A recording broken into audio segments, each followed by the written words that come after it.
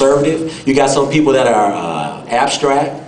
You got some that are writers. You got some that are accountants. You got some that are athletes. But that's what makes up Phi Delta Psi. Now, the thing that keeps us together, though, when we see each other, are the things that we all agree with. Every time we see a brother that we see, we have something that we know about that guy.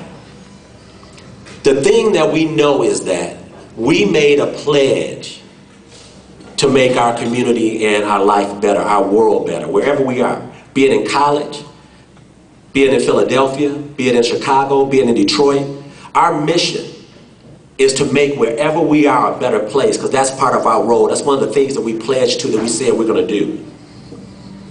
The way we go about doing that is a lot of different ways. Being parents, being a good neighbor, being a good employee, being a good owner. We also said that we're not just a number that's part of a group. We're leaders. Every single one of us are leaders. We're not followers. We never meant to develop followers. We never tried to develop followers. Now, what's beautiful about being leaders is that we all don't have to lead at the same time. We lead in our own individual lives. Some of us coach, some of us own businesses, some of us are excellent parents, some of us are just excellent friends. Whatever you do, your job is not to be average. We've never perceived or wanted an average man to be in our fraternity. So that's all part of making us grow and develop, because that's what we're striving to do.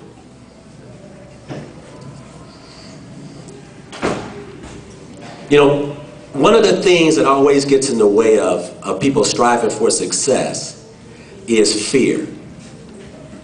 Many people actually, they fear everything.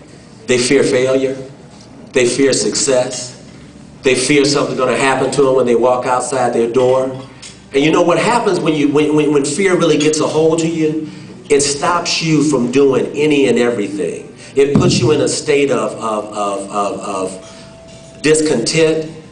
It makes you not trust anybody. There's always different motives and reasons for whatever you do. You know, and I thought about, that whole thing, fear, for a while. And I thought about my parents. You know, my parents didn't do anything that other people would consider very special except me. They were great parents. They stayed together their entire relationship. I always had a mom and a dad there. My mom never worked. My father worked every day, worked very hard. He's a truck driver. Didn't make much money, but he made sure that we always ate. He's a hero to me because I understood all the sacrifices that my family made. And when I say fear, my mom was from Texas and my dad was from Tennessee, and they met while he was in the military. And they said that they are going to leave their homes, their families, their relatives, and branch out and go all the way to Detroit to start a better life. And it really wasn't just for them that they were starting a better life. It was for their children, so they would be better and have better opportunities. You know, in their era, they stood up and they fought racism.